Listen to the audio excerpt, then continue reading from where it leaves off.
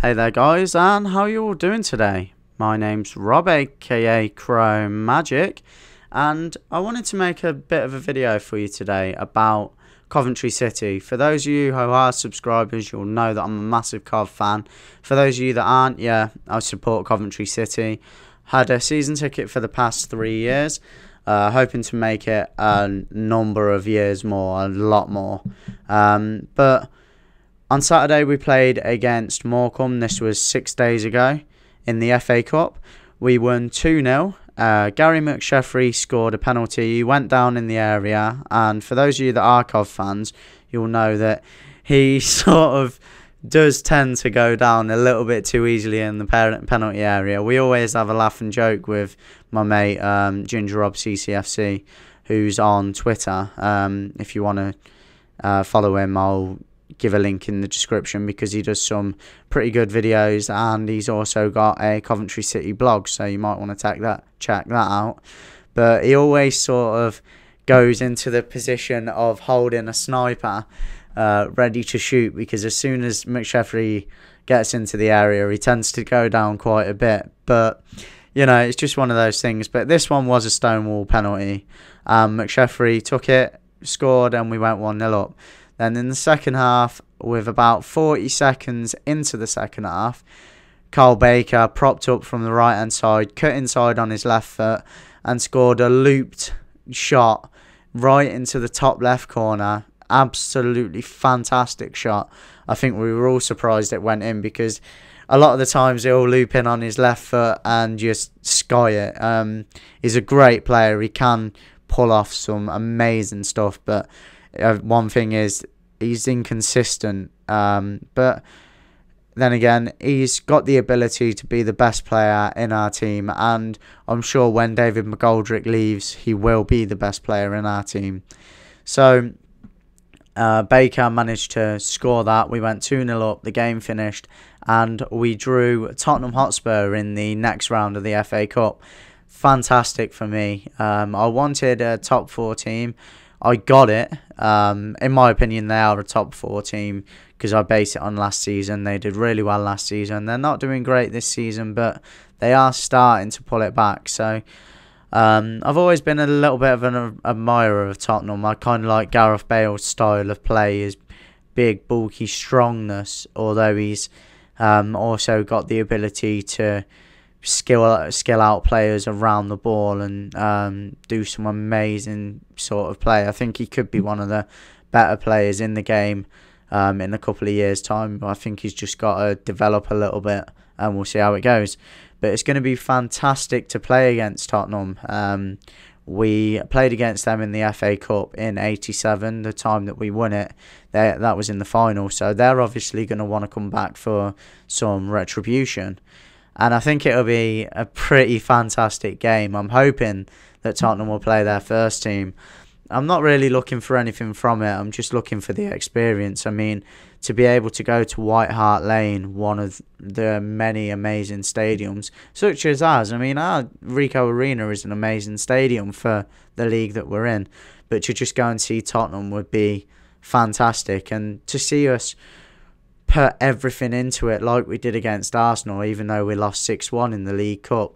We put everything into it, and we didn't play as bad as the 6-1 score suggests. I mean, we did really well, but hopefully we'll do the same again against Tottenham, and maybe even keep it to 2 or 3 goals being conceded. And you never know, a shock maybe on the cards. But on Tuesday we played against Sheffield United in the Paint Pot Cup, the Johnson's Paint Trophy. We drew 1-1 in 90 minutes. Jennings made one of the only runs I've ever seen him make. He passed the ball to McGoldrick, ran down the right wing, which I've never seen him do. He's normally a defensive midfielder and doesn't tend to go forward. He kind of reminds me of Sammy Clingan from last season. We all called him Sideways Sammy because he'd only ever pass the ball sideways. He'd never go forward. But Jennings seems to pass more forward than Sideways Sammy did. But he's never made a run, and for the one time he made a run, he put an absolutely amazing cross in from the byline, and their defender struggled like hell and actually put a diving kick, sort of slide, proper striker's finish into his own net. It was an absolutely amazing goal. Obviously Jennings was trying to find McGoldrick, but he found the defender and they scored for us, so get in there. They managed to pull an equaliser back in the second half as well.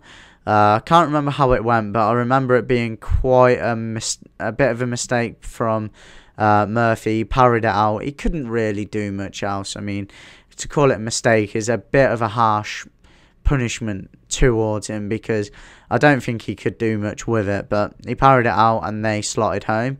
So then it went to penalties. The League Cup doesn't go to extra time, so after the 90 minutes it goes straight to penalties. McSheffrey took the first one, looked as calm as a cucumber, as cool as a cucumber, slotted it away, and then it went pear-shaped for Sheffield. They missed 2 of their penalties, one of which was a decent save by Murphy, but you would expect him to kind of make it. And then David McGoldrick just looked really calm and composed, and we knew straight away he was going to score, and of course he did. And then there were some well taken penalties by Baker and John Fleck as well for us to win 4-1 on penalties. And we're only 3 games away from Wembley. I thought it was only 1, because if we win the 1 game, the next game we go into the area final, but that's not a Wembley, that's a 2-legged affair where we'll play at our home ground and at the other team's home ground, and we're now 5-1 favourites to win it. So fingers crossed we can get some silverware. It's been a long time since we have. I know it's the Paint Pot Cup and nobody really gives a shit, but it's something that it'll go down for us as a bit of success, because we've had such a bad time of it in recent years in the Championship and now in League One. The good thing is Mark Robins is starting to turn it round, and we're actually on form that's up there with the top of the table sides. So hopefully we can carry on moving up the table, maybe just sneak a playoff position. I don't think we're going to do it, if I'm honest with you, but you never know. We might be able to sneak it, and we'll see how it goes. I mean, it'll be fantastic to see Coventry City play at Wembley again, and I'm sure if we were to get there, we could get 35, 40, 50,000 fans going to Wembley. I know there's not many fans that go to the Rico at the minute. We get an average of 10,000 at the ground, but it'd be fantastic just to see the whole of Wembley in sky blue colours, of us wearing our Cov tops and supporting the mighty Sky Blues. The one bad thing is, in the past couple of days, Cov have been hit with an order from ACL to pay the £1.1 million that is owed in rent. So we don't own our own stadium, we don't own the Rico Arena. It's a 32,500 seater, 33,000 seater, around that. It's a fantastic ground. It's a Premier League ground, if you ask me. But ACL and the council own it. Now, I don't think the council have been doing enough to warrant Coventry City playing there. I mean, this is our club, this is our town, this is our city, it's our club. And the council just don't seem... They obviously want the Sky Blues to carry on as a team, but I don't think they want it enough, and they're not doing enough to try and prize ACL into giving us a stake in the Rico, or even just giving us some of the match program prices, the money from the match programs, the parking, the maybe even the casino, the stuff from Cov fans going into the casino before the game, and beverages and drinks. Obviously, we don't, as far as I know, we don't get any money from that. So it all goes to the owners, the Alan Higgs charity, ACL, and the council. And I think more pressure needs to be put on for us to get a stake in the Rico. Otherwise, we are just going to end up rotting in the lower tiers of English football. And we're a big club. We've got a lot of fans. And we deserve to be at least in the Championship, at least fighting for mid-table places in the Championship. And we just can't do it with the money that we're getting, because we're not getting enough to pay off the players, pay for the rent. And with this order, this winding up order, we've got until Boxing Day to pay it. Otherwise, we could be hit with, as I say, a winding up order, or going into liquidation, I think it's called. So it means that potentially the worst thing that could happen is the club could go out of business. Now, Sisu have got the money. I'm sure they've got the money to pay the £1.1 million, and I plead with them to pay it. But I can also see why they're not paying it, because no other club pays £1.1 million to rent out their football stadium. It's normally, I think the average in League One was £120,000, and in the Championship was £270,000. We're paying £1.1 million. It's not on. If you ask me, it's not fair. I know we agreed to the contract, but we agreed to it with Sisu agreed to it with the fact that negotiations could be done about getting a stake in the Rico. And to be honest, it should have been settled within the first 6 months of Sisu taking over the club, and that's the disgusting thing about it. It's been let to stew on this long. But as I say, I can see both sides to it. If we can't carry on paying £1.1 million every season that we are at the Rico.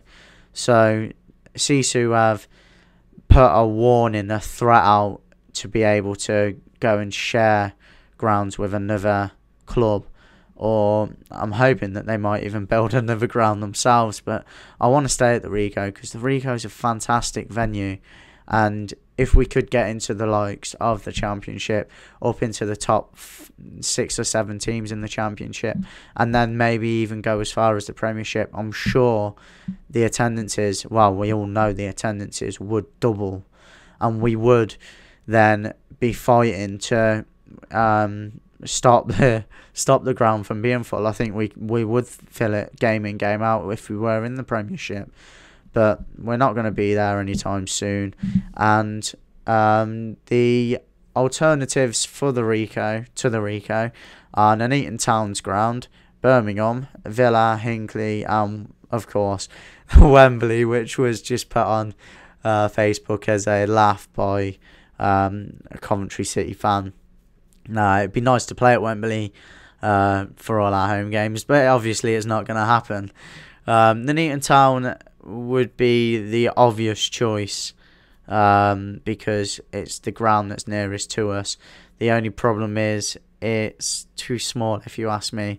I think they've got a capacity of about 5,000 or 6,000, maybe not even that. So it's not going to be good enough for us, because we do average a lot more than that.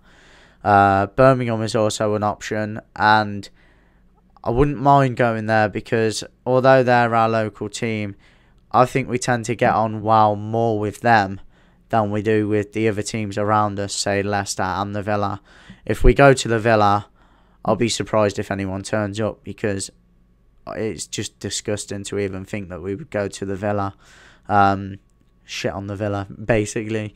It's an option, but I don't think a lot of Cov fans would protest that, because of the fact that there is such a rivalry there. And of course, they took us down in the 2001 season, when they beat us and sent us down. So yeah, I don't think that would be a popular option. Hinckley, again, I've been to the Hinckley ground. It is terraced, it's all standing. No, just no. yeah, it's all standing. It's not the greatest ground in the world. It's not very good at all.